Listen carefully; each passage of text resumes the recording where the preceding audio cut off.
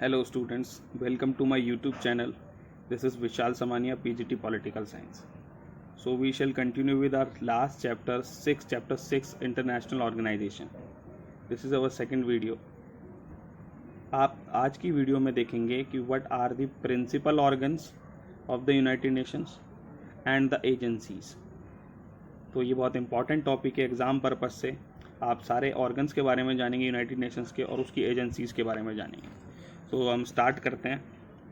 सबसे पहले आप ये एनसीईआरटी की बुक में एक पिक्चर देखते हैं, the United Nation system principal organs. Left side में आप एक पिक्चर देख सकते हैं।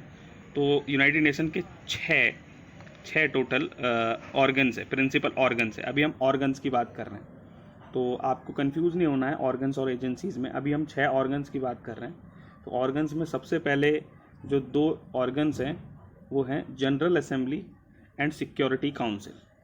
General assembly, security council, exam के पर्पज़ से ये दोनों बहुत इंपॉर्टेंट है।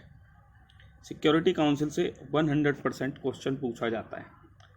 उसके बाद है इंटरनेशनल कोर्ट ऑफ जस्टिस, चौथा है economic and social council, fourth आता है सेक्रेटेरिएट एंड सिक्स्थ है ट्रस्टीशिप काउंसिल। अभी मैं आपको इन सभी ऑर्गन्स के बारे में ब्रीफली समझाऊंगा। तो सबसे पहले हम ये देख लेते हैं कि जनरल असेंबली जो है वो क्या करती है। तो जनरल असेंबली यूनाइटेड नेशन का एक इम्पॉर्टेंट ऑर्गन है।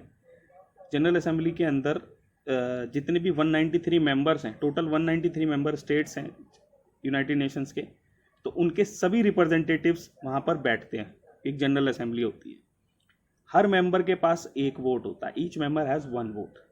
और जो मेजर डिसीजन होते हैं किसी भी चीज़ पे, उसके लिए वहाँ पे 2/3 मेजोरिटी रिक्वायर्ड होती है। Major decision require 2/3 majority, otherwise simple majority से भी काम हो जाता है। एक ध्यान देने वाली चीज़ है यहाँ पर कि decision not binding on UN members. जो भी जनरल असेंबली डिसीजन लेती है वो सभी यूएन मेंबर्स पे बाइंडिंग नहीं है।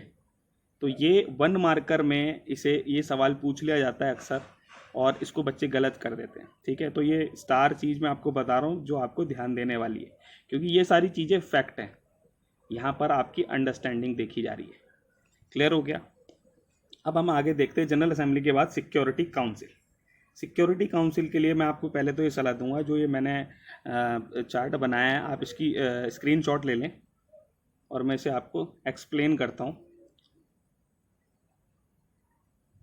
जी। तो हम इस पे आ गए हैं सिक्योरिटी काउंसिल पर। सिक्योरिटी काउंसिल समझने के लिए सबसे पहले सिक्योरिटी काउंसिल को हेड कौन करता है? सेक्रेटरी जनरल इसका हेड होता है।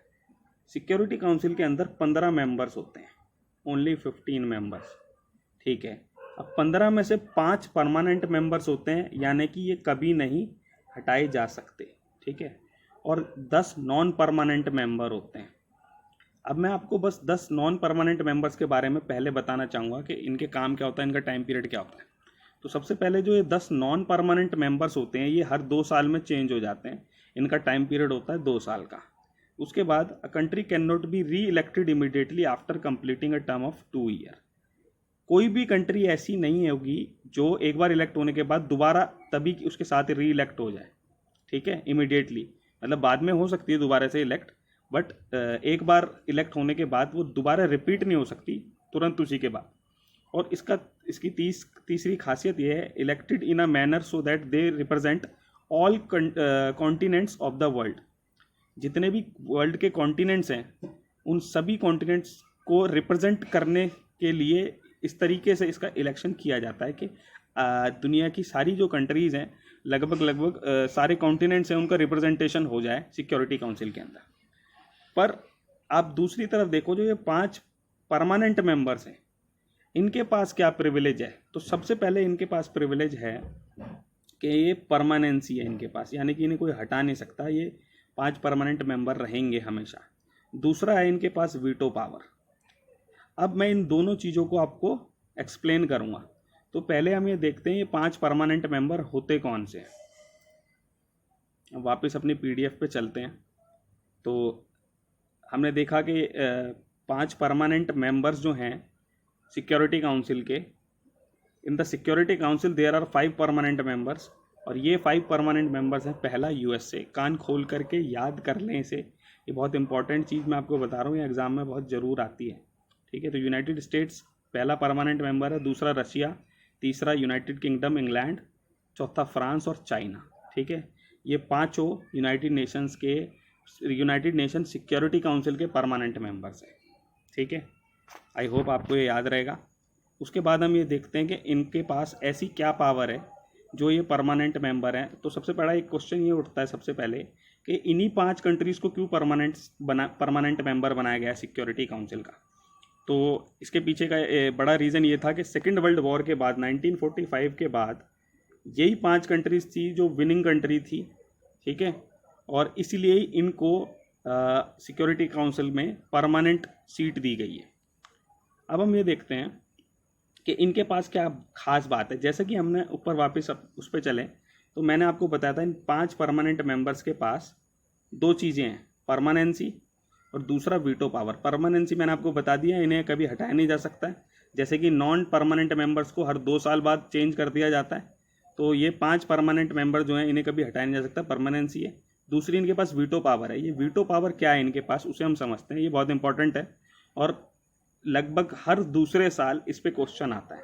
तो what is the veto power, बहुत इंपॉर्टेंट क्वेश्चन है।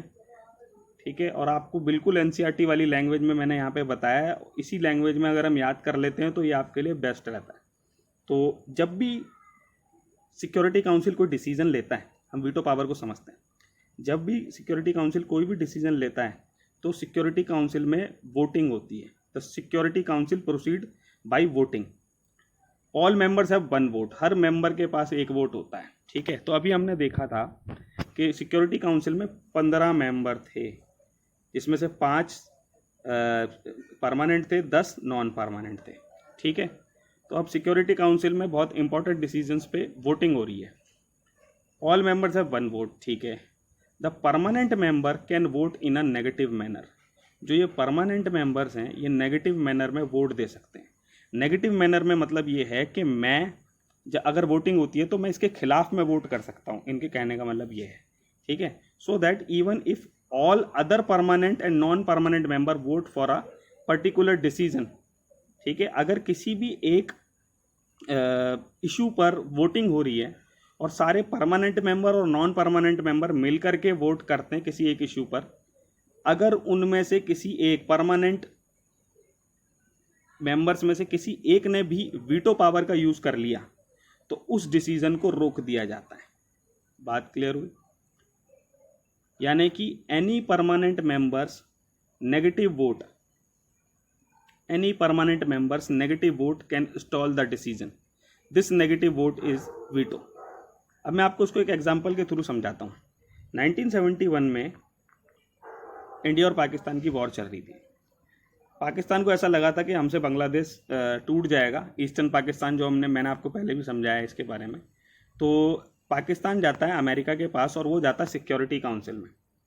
पाकिस्तान सिक्योरिटी काउंसिल में जाता है और सिक्योरिटी काउंसिल में रेजोल्यूशन पास होने वाला था कि इंडिया को रोका जाए, सिक्योरिटी काउंसिल कार्रवाई करे इंडिया पे, इंडिया पाकिस्तान को तोड़ना चाहता है। तो उस टाइम पर रसिया ने हमारी हेल्प करी और रसिया ने उस रेजोल्यूशन पे अपनी वीटो पावर लगा दी। यानी कि क्योंकि रसिया परमानेंट मेंबर है, इस वजह से वो परमानेंट मेंबर जो था उसकी एक नेगेटिव वोट की वजह से वो पूरा डिसीजन स्टॉल कर लिया गया, यानी कि रद्द हो गया। तो इसी नेगेटिव पावर को हम वीटो कहते हैं।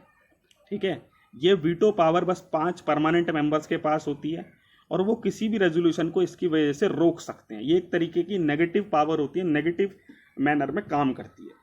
आई होप आपको उसको समझ में आया होगा। अगर आपको इस पर अभी भी डाउट है तो आप मेरे को लिख सकते हैं।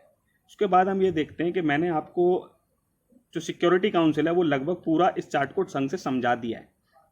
इसके बाद हम चलते हैं आगे और इसके बाद हम तीसरा ऑर्गन देखते हैं हमारे यूनाइटेड नेशंस का।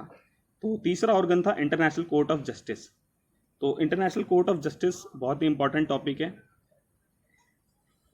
इसमें सबसे पहले 15 जजेस इलेक्ट किए जाते हैं 9 साल के लिए by the absolute majority in both general assembly and security council. Security council और जनरल असेंबली के अंदर वोटिंग होती है। एब्सोल्यूट मेजॉरिटी के बेसिस पे 15 जजेस को इलेक्ट किया जाता है और उन्हें 9 ईयर के लिए रखा जाता है, 9 साल के लिए। अब दूसरा क्वेश्चन ये बनता है इसका हेडक्वार्टर कहाँ है? इसका हेडक्वार्टर है द हेग। हेग नीदरलैंड में एक जगह है हेग, वहाँ पर इंटरनेशनल कोर्ट ऑफ जस्टिस का हेड क्वार्टर है। तो आप इसकी इम्पोर्टेंस समझ सकते हो कि ये सारी छोटी छोटी चीज़ें 1 मार्कर्स में किस तरीके से घुमा के दी जा सकती हैं। तो आपको ये पूरी स्टोरी क्लियर होनी चाहिए। नाउ अब आगे चलते हैं, चौथे ऑर्गन पे आते हैं, economic and social council. Economic and social council जो है member state elected by the general assembly for overlapping 3 year terms, 54 seats based on geographical representation. Geographical representation के हिसाब से 54 सीट्स बांटी जाती हैं ओवरलैपिंग 3 ईयर टर्म्स के लिए, और इन्हें जनरल असेंबली इलेक्ट करती है। सिंपल सी चीज़ें, आप इसे ब्रेक करके भी याद कर सकते हैं, बट इससे ज़्यादा हमें इसके बारे में पढ़ने की ज़रूरत नहीं है, और ये इतना इंपॉर्टेंट टॉपिक नहीं है बोर्ड एग्जाम के पर्पज़ से। पांचवा हम देख लेते हैं सेक्रेटेरिएट। सेक्रेटेरिएट जैसे कि स्टाफ होता है, जो स्टाफ सर्विंग करता है, तो international staff servicing the other principal organs headed by secretary general. Secretary general के नेतृत्व में उनके वो हेड करते हैं स्टाफ को, कि वो स्टाफ अदर ऑर्गन्स को भी काम करें, उनके लिए उनको सर्व करें। ठीक है, अब सबसे बड़ी बात है, सो इसकी अपॉइंटमेंट कौन करता है? सेक्रेटरी जनरल जो है उसकी अपॉइंटमेंट कौन करता है? अपॉइंटमेंट तो उसको जनरल असेंबली अपॉइंट करती है। अपॉइंटमेंट करना और इलेक्ट करना दोनों में अंतर है। ठीक है, तो सेक्रेटरी जनरल जो है उसको जनरल असेंबली अपॉइंट करती है ओनली। ठीक है, बट रिकमेंडेशन कौन देता है? सिक्योरिटी काउंसिल देती है। तो ये पूरा एक सेक्रेटरी जनरल के रिलेटेड एक बहुत बड़ा क्वेश्चन बन जाता है कि उसको अपॉइंट कौन करता है और उसके लिए रिकमेंडेशन कौन देता है। ठीक है, सिक्योरिटी काउंसिल उसके लिए रिकमेंडेशन देती है और उसे अपॉइंट करने का काम करता है जनरल असेंबली। और ये कितने दिनों के लिए बनता है? 5 ईयर्स रिन्यूएबल टर्म्स होती है इसकी। 5 ईयर के बाद ये दोबारा रिन्यूएबल भी हो सकते हैं, वैसे मिनिमम इसकी 5 ईयर टर्म होता है। और लास्ट में हम देख लेते हैं जो छठा हमारा ऑर्गन रह गया, ट्रस्टीशिप काउंसिल। अभी ट्रस्टीशिप काउंसिल था क्या? एक्चुअली 1945 के बाद जब वॉर ख़त्म होती है, सेकेंड वर्ल्ड वॉर ख़त्म होती है, उसके बाद बहुत सारी ऐसी छोटी छोटी कंट्रीज़ थी दुनिया में जो जहाँ पर गवर्नमेंट इस्टेब्लिश नहीं हो पाई थी। ठीक है, जहाँ पर एक सोवरन गवर्नमेंट नहीं थी। तो उस सिचुएशन में यूनाइटेड नेशन ऑर्गेनाइजेशन ने क्या किया? उन्हें ट्रस्ट एरिया घोषित कर दिया, ट्रस्ट एरिया। ठीक है, आई होप आप समझ पा रहे होंगे ट्रस्ट एरिया। और ट्रस्ट एरियाज घोषित करने के बाद यूएनओ ही वहाँ पर यह देखता था कि इन कंट्रीज़ में एडमिनिस्ट्रेशन ढंग से काम कर रहा है या नहीं कर रहा है। ठीक है, बट जैसा कि यहाँ पे लिखा 1994 में ये ट्रस्टीशिप सस्पेंड कर दी गई, क्योंकि 1994 में 1 नवंबर 1994 को ये ट्रस्टीशिप सस्पेंड कर दी गया, क्योंकि जो लास्ट कंट्री बची थी पलाव, ठीक है, वो भी इंडिपेंडेंट हो गई थी 1994 में। ठीक है, तो the last UN trust territory जो पलाव थी वो भी अपने आप इंडिपेंडेंट हो गई थी, वहाँ गवर्नमेंट इस्टेब्लिश हो गई थी, इसलिए इस ट्रस्टीशिप काउंसिल को अब ख़त्म कर दिया गया है। पर हम इसके बारे में ज़रूर लिखते हैं हमेशा, ये 6th ऑर्गन के रूप में बहुत सालों तक इसने काम किया है। नाउ अब हम चलते हैं हमारे दूसरे सब टॉपिक की तरफ। हमने ऑर्गन्स के बारे में 6 के 6 ऑर्गन्स के बारे में ढंग से समझ लिया है। अब हम समझते हैं एजेंसीज़ के बारे में। तो एजेंसीज़ जो बॉडीज़ होती हैं जो काम करती हैं यूनाइटेड नेशन ऑर्गेनाइजेशंस के लिए, तो सबसे पहले हम इनकी लिस्ट में इनको देख लेते हैं। तो यूनाइटेड नेशन डेवलपमेंट प्रोग्राम, जिसे हम शॉर्ट में बोलते हैं यूएनडीपी। दूसरा United nation human right commission, UNHRC. आपको इसकी शॉर्ट फॉर्म और फुल फॉर्म दोनों लिखनी होगी और याद करनी होगी। ठीक है, लिख करके आप शॉर्ट फॉर्म और फुल फॉर्म लिख करके याद करेंगे तो आपको बहुत आसानी होगी। ठीक है, United nation high commission for refugee, तो इसे हम बोलते हैं यूएनएचसीआर। ठीक है, फोर्थ है world health organization WHO, and fifth United Nation educational scientific and cultural organization, जिसे हम शॉर्ट में बोलते हैं यूनेस्को। ये बहुत इंपॉर्टेंट है। Next United Nation children's fund, इसे हम बोलते हैं UNICEF, United Nations children's fund. And last international labour organization ILO, जिसे हम बोलते हैं। नाउ अब CBSE ने यह बोला है कि ये 3 ऑर्गेनाइजेशंस आपको पढ़ाई जानी चाहिए। बेसिकली इन दोनों के बारे में एक नया मटेरियल दिया गया है सीबीएसई की तरफ से जब सिलेबस चेंज हुआ है, और बताया गया है कि इन दोनों पर ज़्यादा जोर देना चाहिए और आपको ये पढ़ाई जानी चाहिए। तो इसलिए मैंने इनके लिए और ब्रीफ कंटेंट आपके लिए तैयार किया है इन एजेंसीज़ के बारे में। तो सबसे पहले इन तीनों एजेंसीज़ के बारे में, सॉरी ILO भी है उसमें। तो इन 5th 6th और 7th पॉइंट पे जो मैंने यहाँ पे लिखी हुई है, United Nation education scientific and cultural organization, UNESCO, UNICEF and ILO, इन तीनों के बारे में मैं ब्रीफली पढ़ना है। इसके लिए सीबीएसई ने मटेरियल प्रोवाइड किया है। तो अब हम स्टार्ट करते हैं यूनेस्को से। तो देखो सिंपल सी चीज़ है, आपको ऐसा लगेगा कि मैम बहुत सारी लिस्ट में बहुत सारी चीज़ें याद करनी पड़ेगी, पर अगर आप धीरे धीरे चीज़ों को ब्रेक कर करके पढ़ोगे तो आपको समझ में आ जाएगा, बहुत सिंपल है। तो यूनेस्को सबसे इम्पोर्टेंट चीज़ सबसे पहले आप देख लेंगे इस्टेब्लिश कब हुई।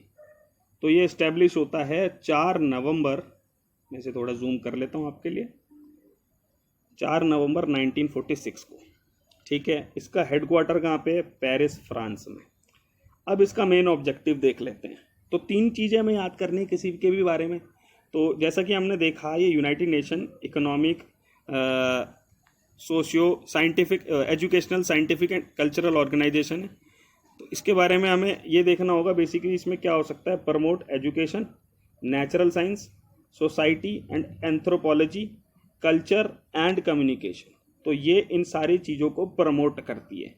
ठीक है, ये हो गया इसका ऑब्जेक्टिव। अब इसने कुछ बीते सालों में क्या किया है, मैं आपको एक बार और बात बता दूं कि आपको इससे कुछ ज़्यादा नहीं पढ़ना है। आप क्या पता इससे ज़्यादा इंटरनेट से खोजने की कोशिश करें, क्योंकि सीबीएसई ने ये मटेरियल प्रोवाइड किया और उससे शायद मेरे को लगता है इससे एक शब्द ज़्यादा नहीं आ सकता। तो पिछले सालों में यूनेस्को ने क्या किया है, during last several years the special work done by the UNESCO has been to promote literacy, technical and educational training दी है उसने, इंडिपेंडेंट मीडिया बनाया है all across the member nations. जितने भी मेंबर नेशंस हैं उनमें ये चीज़ें की हैं। तो आप चीज़ें जो मैंने हाईलाइटेड की हैं रेड से, आप उन्हें देख सकते हो, उनकी लिस्ट बना सकते हो, और आपको इसे रट्टा मारने की जरूरत नहीं है। आपको बस ये देखना है यूनेस्को ने इन एरियाज़ में स्पेशल वर्क किया है। लिटरेसी को बढ़ाया है, टेक्निकल एजुकेशन ट्रेनिंग बढ़ाई है, इंडिपेंडेंट मीडिया को बढ़ाया है पूरे मेंबर नेशंस के अंदर। ठीक है, अब हम इसके बाद नेक्स्ट एजेंसी पे जाते हैं, UNICEF, United Nations children's fund. आप इसका लोगो देख सकते हो। चिल्ड्रंस फंड की बात हुई है तो समझ लो आप चिल्ड्रन से रिलेटेड कुछ चीज़ है।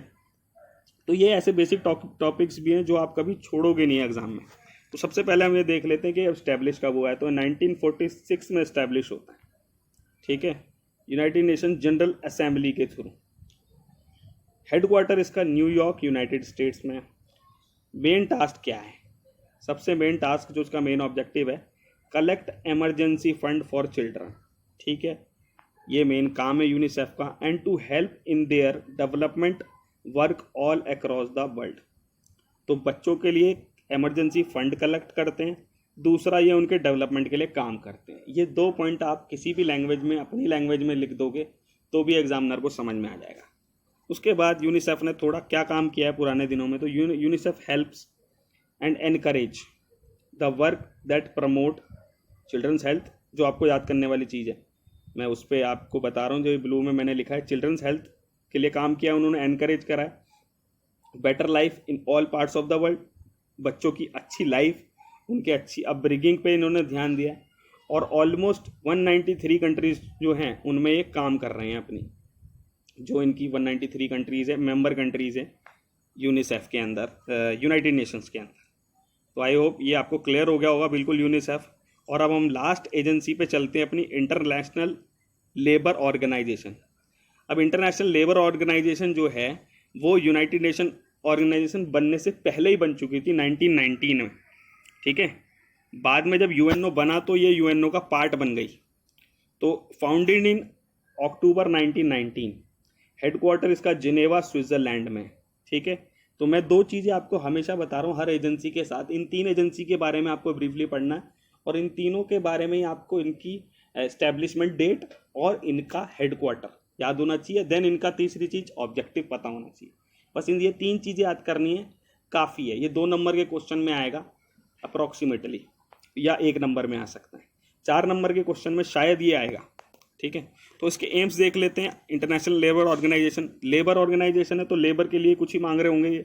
तो लेबर के लिए क्या चाहते हैं? International aims to promote efficient conditions, social justice. Efficient condition मतलब वर्कर्स के लिए कुछ ऐसी अच्छी कंडीशंस हो जहाँ पे वो काम करें, उनके लिए बड़ी हैजार्डस कंडीशन ना हो। दूसरा, सोशल जस्टिस मिले वहाँ पे उन्हें, उनके साथ किसी भी तरीके का भेदभाव, कोई भी किसी भी तरीके की उनके साथ बुराई या उनका एक्सप्लॉयटेशन ना हो, ठीक है। तो ये कह रहा है एफिशिएंट कंडीशन मिले उन्हें, सोशल जस्टिस मिले, work for workers through international labour standards at the global level. तो ILO इंटरनेशनल लेबर स्टैंडर्ड के हिसाब से ग्लोबल लेवल पे काम करना चाहती है। उसके बाद ये देखती है, in addition there is an incentive for women and male workers to engage in productive work and to create safety, parity and self respectful condition.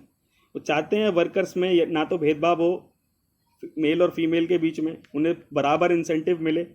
उसके बाद वो इस बात को भी एनकरेज करना चाहते हैं कि सेफ्टी, पैरिटी और सेल्फ रिस्पेक्ट का भी ध्यान रहे और अच्छी कंडीशंस मिले वर्क प्लेस पे, ठीक है। ऐसी कंडीशंस ना हो जिसमें आपकी हेल्थ ख़राब होती रहे या आपका एक्सप्लॉयटेशन होता रहे। तो ये वर्कर्स के लिए काम करते हैं। तो जितने भी कीवर्ड्स हैं आप देख रहे हो उसके अंदर, वो कीवर्ड्स आपको याद रहने चाहिए जिससे कि आप अपना आंसर फ्रेम कर सको। आपको इसे पूरा रटने की ज़रूरत नहीं है। तो ये थी हमारे ऑर्गन्स और एजेंसीज। आई होप ये वीडियो आपको पसंद आया होगा। प्लीज़ लाइक का बटन दबाएं, सब्सक्राइब करें और नेक्स्ट वीडियो के लिए बेल आइकन भी दबा दीजिए। Thank you very much.